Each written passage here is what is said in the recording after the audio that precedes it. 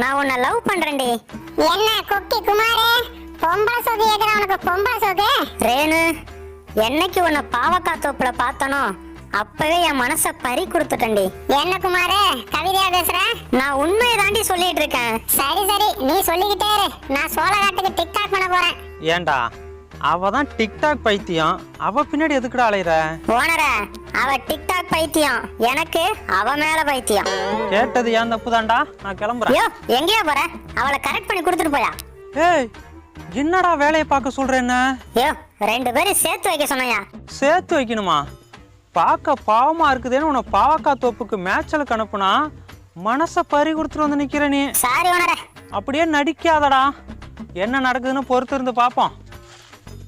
டேய், வான டிக்டாக் ரேன் வந்துட்டான். இனி ரோட்ல போற மாடெல்லாம் கூப்பிட்டு வீடியோ எடுத்து போடுவாளே. என்னம்மா ரேணு, மேக்க